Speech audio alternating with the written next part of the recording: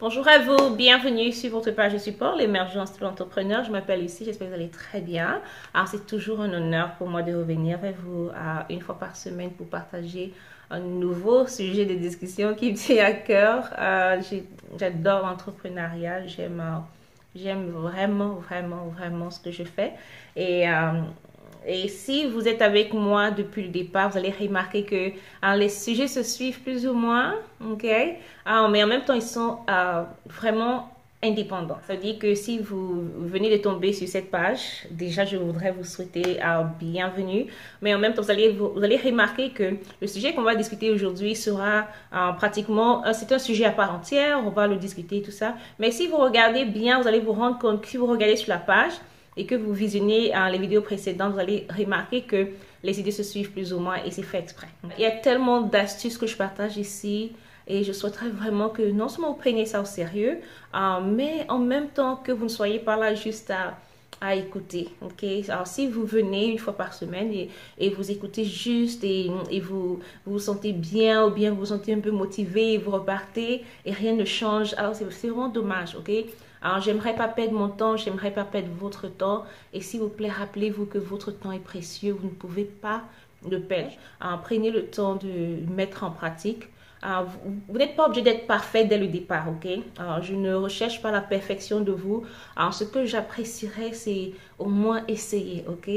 Vous pouvez pas, si vous êtes du genre à vous dire, ben ça c'est trop fort pour moi, ça c'est trop compliqué pour moi, alors c'est même pas la peine de prendre le temps de regarder ces vidéos. Mais si vous êtes comme moi et vous pensez que vous pouvez vaincre à tous les niveaux, vous pouvez accomplir de grandes choses, alors je voudrais vous dire, à force d'écouter, vous allez vous surprendre en train de faire des choses parce que votre mindset va changer, votre façon de penser va changer et votre façon de voir la vie quand il s'agit de vos affaires va changer, votre façon de voir, votre façon de vous considérer vous-même va changer, votre façon de voir votre business, votre entreprise va beaucoup changer, votre façon de considérer l'entrepreneuriat en général, ça va beaucoup changer et c'est important, ok? Alors, on va y aller aujourd'hui. On va parler de comment se vendre, le marketing de soi, comment vendre sa personne, comment faire attirer les clients vers vous, comment faire pour les retenir. Ça, c'est l'un de mes sujets préférés, j'aime beaucoup parce que c'est un peu du genre, si vous le faites mal, vous pouvez repousser les clients à vie. Si vous le faites bien, vous pouvez attirer les clients vers vous. L'une des questions que j'ai reçues, je crois le mois dernier, ou le mois d'avant, c'était est-ce que tu peux nous enseigner comment ça se passe le marketing? Est-ce que tu peux nous apprendre à vendre, par exemple? Et ce que vous n'avez pas remarqué, je ne sais pas si vous avez remarqué, depuis le départ, depuis la vidéo numéro 1 jusqu'à présent, en réalité, c'est ce que je suis en train de vous apprendre à faire. L'un des facteurs les plus importants, les facteurs les plus clés dans le marketing de soi, c'est croire en soi-même. Par exemple, les deux dernières vidéos, c'était d'abord reconnaître sa propre valeur et la semaine dernière, c'était comment faire pour avoir confiance en soi. Vous ne pouvez pas vendre à qui que ce soit sans pouvoir vous vendre à vous-même. J'ai pris le temps de noter quelques points qui sont vraiment clés, qui vont soit vous aider à trouver les clients pour vous-même ou bien les perdre. J'aimerais que vous prêtiez attention, j'aimerais que vous preniez des notes si possible et on va y aller, ok? Supposons que vous preniez 100 personnes juste au hasard comme ça, qui soient de votre famille ou pas, mais juste des connaissances à vous. Les statistiques ont montré qu'il y aura forcément un pourcentage d'à peu près 25% qui, quel que soit ce que vous voulez, quel que soit ce que vous faites, ils ne vont jamais vous aimer. Ok? Et ça, c'est pas grave, c'est ok, c'est normal. Pourquoi? Parce que les gens sont différents, ok? Il y aura un autre pourcentage, à peu près 25%, qui, de prime abord, ne vont pas vous aimer, mais vous pouvez les persuader de vous aimer ou bien de vous, ne serait-ce que être un peu plus tolérant vis-à-vis de vous. Ok? Alors maintenant, il y a un autre pourcentage de 25% à peu près qui vous aiment bien, qui vous tolèrent bien, mais qui peuvent être persuadés de vous haïr carrément. Ok? Soit par ce que vous allez faire, soit par votre comportement, soit par l'influence des autres. Mais il y a aussi un autre pourcentage, à peu près 25%, qui, quel que soit ce que vous faites, ils vous aiment de manière inconditionnelle. Ils vous adorent, ils aiment votre façon d'être, ils aiment votre façon de vous comporter, ils sont, comme on dit, all in, you know. Alors, je vous donne ce genre de statistiques déjà de prime abord pour que vous sachiez que, en tant qu'entrepreneur, ce n'est pas votre produit que vous vendez, ce n'est pas votre service que vous vendez, mais c'est en réalité vous, votre personne, c'est votre personnalité que vous vendez, c'est la façon dont vous êtes. Donc quand quelqu'un vient et qu'il décide d'acheter votre produit, c'est pas forcément par rapport au prix, hein. Est-ce que vous savez que quelqu'un peut venir et acheter quelque chose, refuser de prendre quelque chose chez vous, mais il s'en va chez quelqu'un d'autre prendre un peu plus cher? Ça arrive tout le temps. Je sais que vous avez déjà eu des problèmes comme ça. Il est très important de connaître ce genre de statistiques ou bien avoir une idée plus ou moins pour éviter d'être frustré et de se focaliser sur les choses qui n'ont pas d'importance. Parce que votre temps est vraiment précieux, comme je le dis, ok? Donc, le peu de temps que vous allez avoir, vous allez devoir vous focaliser sur les choses les plus importantes. Et ça va vous permettre aussi de comprendre ce sur quoi vous devez vraiment plus travailler. Et parce que ce que vous devez comprendre, c'est que le malade qui vient dans votre clinique privée, la dame qui vient se faire des tresses dans votre salon de coiffure, le monsieur qui vient se réparer les chaussures dans votre cordonnerie, le parent qui vient acheter dans votre supermarché, la dame qui vient acheter dans votre grande boutique de vêtements, par exemple, de prêt-à-porter. Tout ceci, en fait, quand ils viennent acheter chez vous, bien que ce soit qui viennent acheter vos produits ou bien vos services, ils n'achètent pas par rapport à ce dont ils ont besoin forcément. Ils n'achètent pas par rapport au prix forcément. Le plus souvent, ils achètent par rapport à vous. Ok? C'est vous que les gens achètent. C'est une très grosse erreur de penser que vous devez apprendre à vous vendre seulement quand vous allez à une interview pour un boulot, pour un job, ou bien il y a des gens qui pensent que savoir se vendre, c'est seulement dans les ventes directes, les ventes de réseau, ou bien ce qu'on appelle network marketing. C'est pas seulement dans ces domaines que c'est important. C'est important tous les jours. Ok, on va passer rapidement au point nécessaire pour pouvoir vendre et pouvoir savoir se vendre, ok?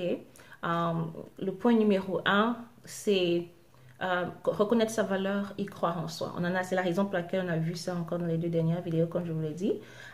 Parce que vous êtes la première personne à convaincre de vous-même et de votre valeur. Okay? Ça commence à l'intérieur. Si vous ne croyez déjà pas en vous et vous ne connaissez pas votre valeur, vous ne savez pas qui vous êtes, vous ne savez pas que vous avez de la valeur aux yeux de Dieu, même si le monde ne voit pas ça, si vous ne reconnaissez déjà pas que en vous-même vous avez quelque chose à offrir, vous avez quelque chose de bien. Si vous ne croyez pas en ça, ça va être difficile, vous n'allez pas pouvoir convaincre les autres, ça c'est clair. Donc, maintenant, il faudrait que je vous rappelle la différence entre avoir cette ferme confiance en vous-même et être orgueilleux ou bien avoir de l'arrogance. Ça, c'est 2 choses qui sont différentes.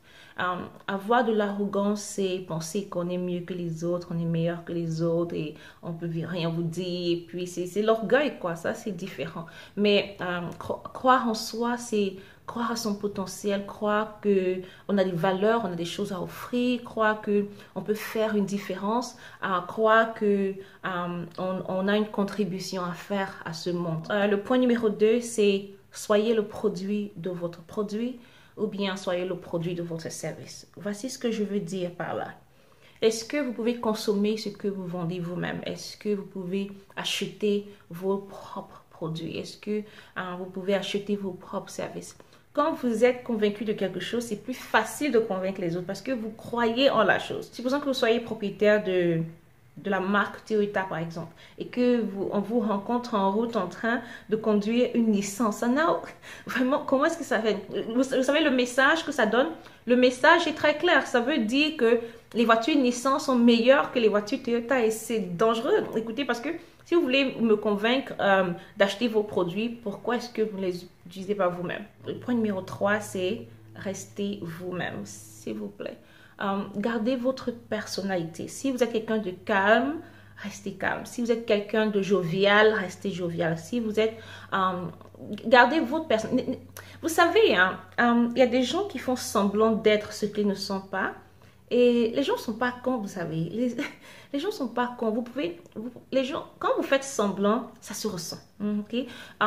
Au départ, parfois, on ne peut pas ressentir parce que si quelqu'un a juste un contact avec vous, il va peut-être ne pas se rendre compte. Mais dès que la personne reste avec vous pendant un certain temps, il va forcément se rendre compte parce que on peut être faux, mais pas pour longtemps. Okay? Ça ne sert à rien. Et si vous commencez à faire du faux, c'est plus difficile de maintenir ce côté faux-là, ok? Il vaut mieux rester soi-même et garder sa personnalité parce que les gens aiment les personnes qui sont authentiques, les gens aiment les personnes qui sont vraies. Même si vous avez des défauts, on a tous des défauts, ok? Et parce qu'on a tous des défauts, les gens apprécieront mieux que vous soyez quelqu'un d'honnête, quelqu'un de simple, quelqu'un de sincère, qui n'a pas peur de montrer ses défauts parfois. Ok, ça c'est important. Le point numéro 4, c'est apprendre à sourire. Le sourire est tellement important parce que quand vous rencontrez quelqu'un pour la première fois, sachez que, parce que vous ne vous connaissez pas, les gens sont particulièrement braqués immédiatement. Le sourire brise certaines barrières. Le sourire est universel, quelle que soit la langue que vous parlez, quel que soit le pays dans lequel vous vivez, quelle que soit votre culture, comment est-ce que vous avez grandi.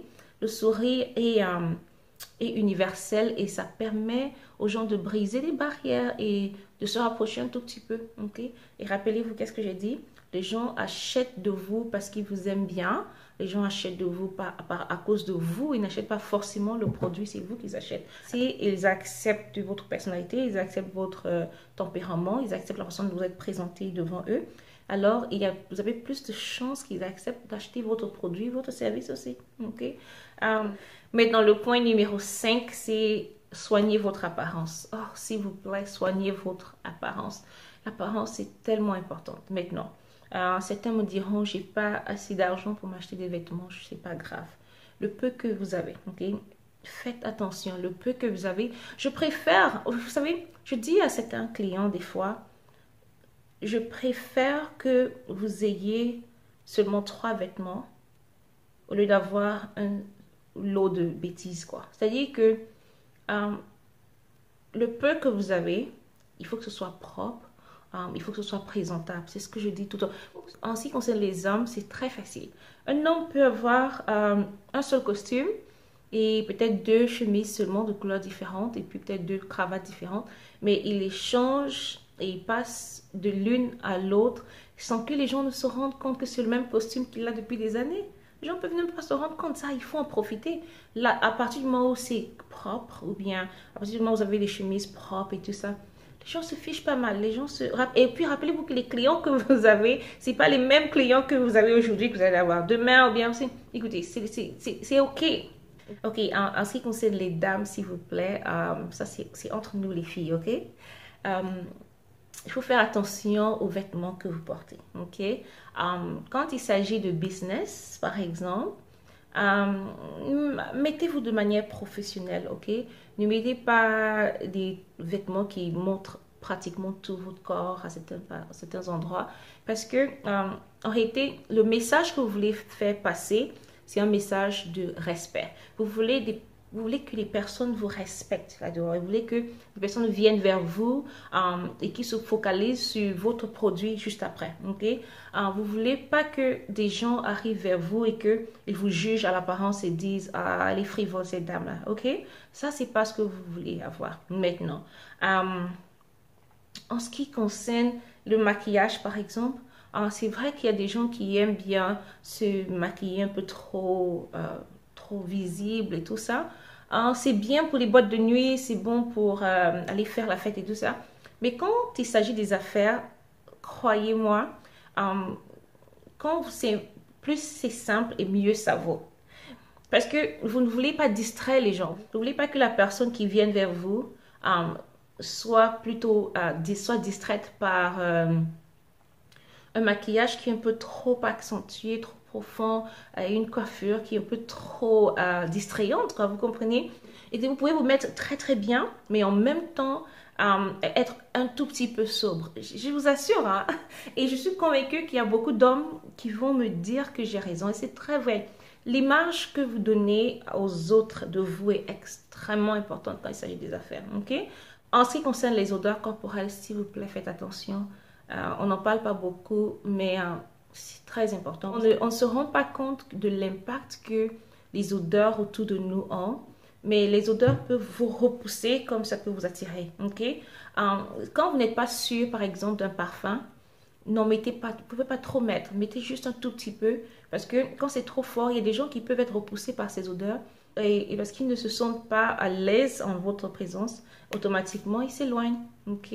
Le point numéro 6, c'est apprenez à partager votre histoire. Maintenant, ce que je voudrais dire ici, quand je parle de partager son histoire, c'est partager l'histoire de votre business. Vous pouvez le faire en image, vous pouvez le faire par écrit. Supposons que je rentre dans votre magasin ou bien dans je ne sais pas trop quel genre de business vous avez. Les images sont très importantes. Ok.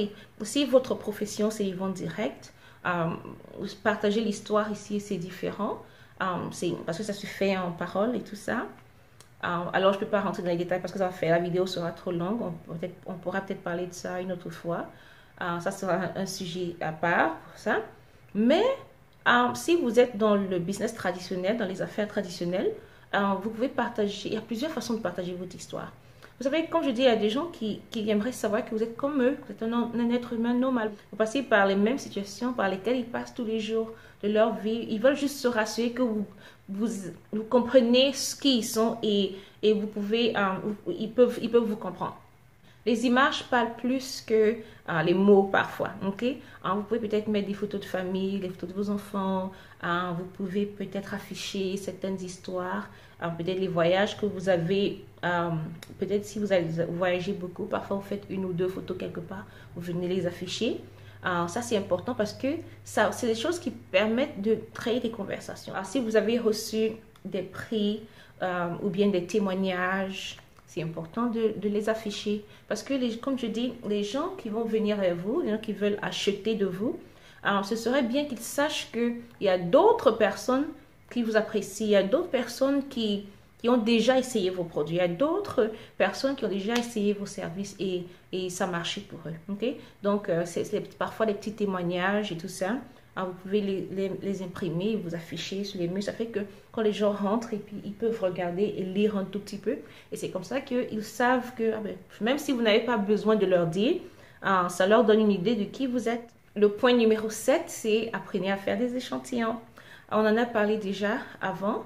Dans les échantillons, permettent à vos potentiels clients de connaître votre produit ou bien le service que vous offrez. Okay?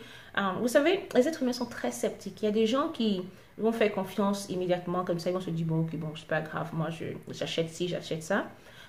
Mais il y en a qui ont besoin de savoir, bon, est-ce que je peux aimer ça? Est-ce que je vais aimer ça? Est-ce que je peux aimer ça? Ils ne sont pas sûrs.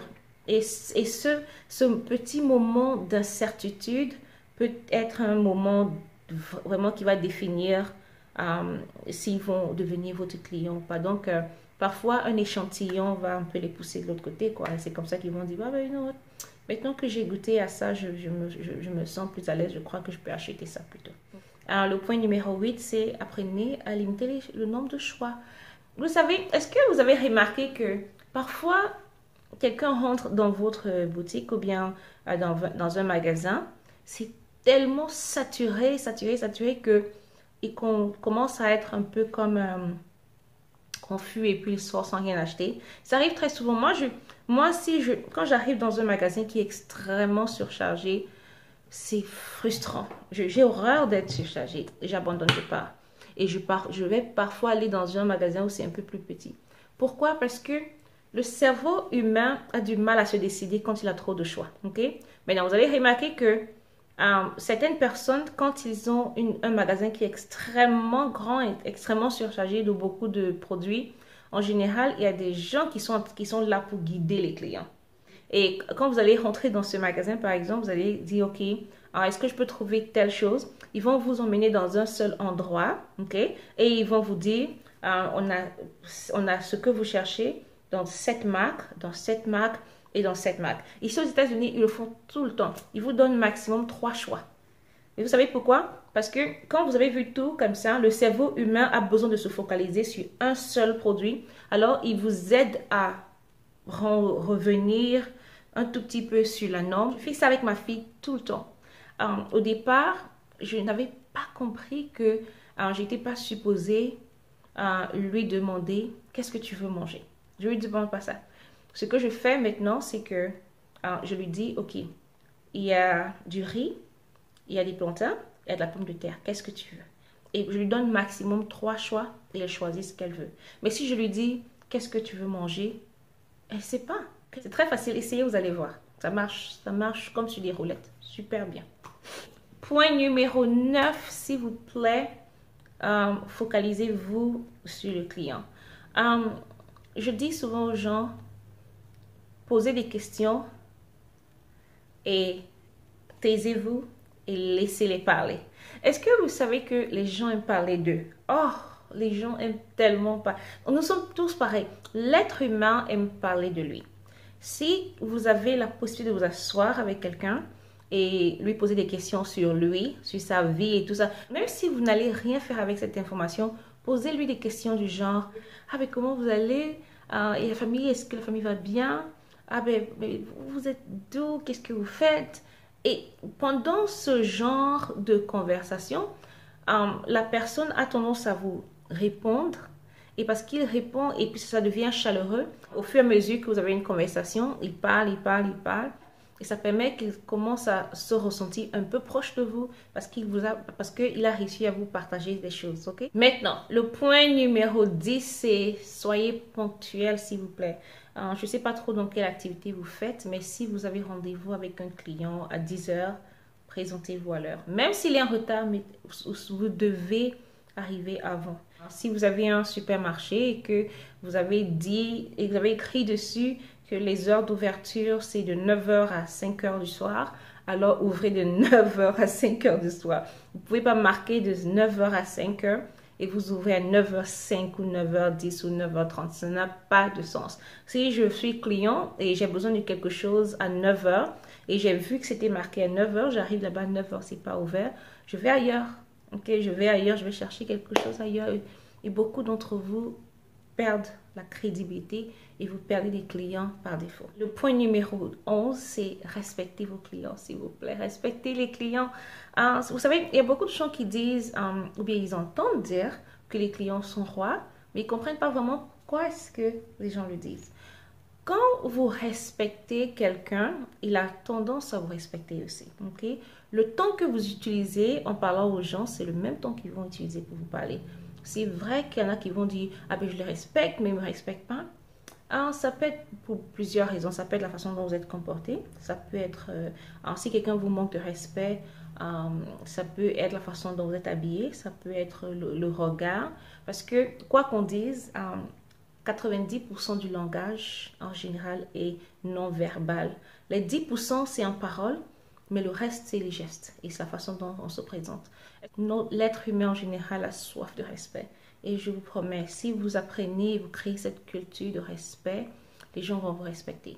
Alors quand je parle du respect, je ne parle pas seulement de la façon dont vous vous comportez avec eux, je parle aussi du langage.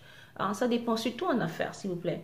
Il y a des gens qui ne vont pas venir vers vous juste parce que vous utilisez un langage ordurier. Et c'est vrai qu'il y en a qui disent, ben, moi je m'en fous de toutes ces politesses et tout ça. I mean, à la fin, vous voulez quoi vraiment? Okay? C'est à vous de choisir. Comme je dis, à la fin, c'est à vous de choisir qui vous voulez être et le genre de personne que vous voulez attirer vers vous. Parce que les gens viennent vers vous par rapport à comment est-ce que vous vous présentez.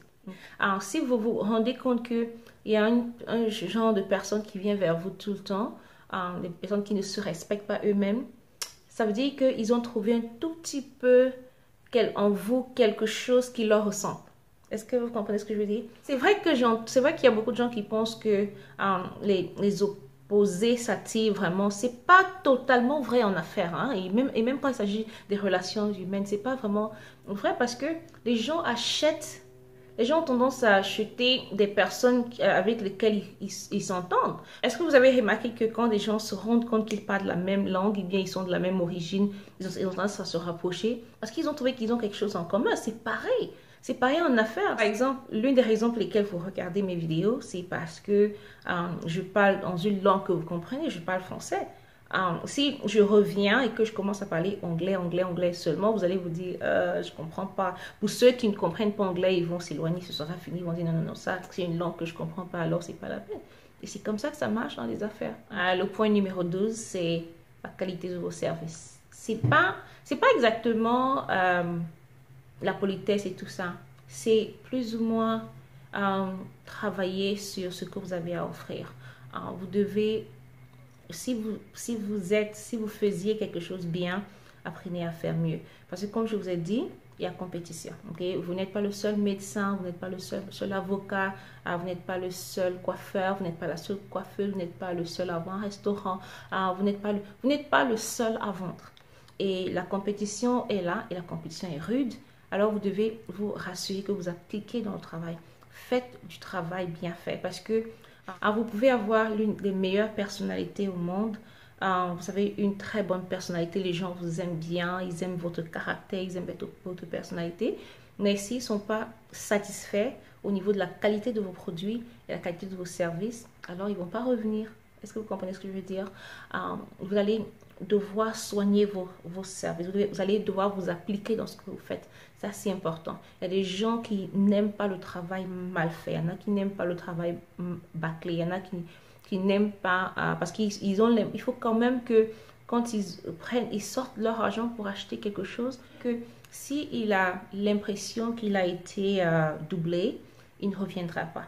Mais est-ce que vous savez que si vous avez des clients qui sont satisfaits, vous n'aurez même pas besoin de faire votre publicité. Il y a ce qu'on appelle la publicité de bouche à oreille. Et c'est ce bouche à oreille qui va travailler en votre faveur. Si vous prenez l'habitude de faire du bon boulot, de vous appliquer dans tous les détails autant que possible, même si vous prenez un tout petit peu plus de temps que les autres, c'est pas grave. Parce que si vous réussissez à consolider ces clients, ce sont eux qui vont aller chercher d'autres clients pour vous. J'espère que vous avez compris ceci. Il y en a d'autres points que j'aimerais bien développer, mais malheureusement, j'aimerais pas que ces vidéos soient trop longues.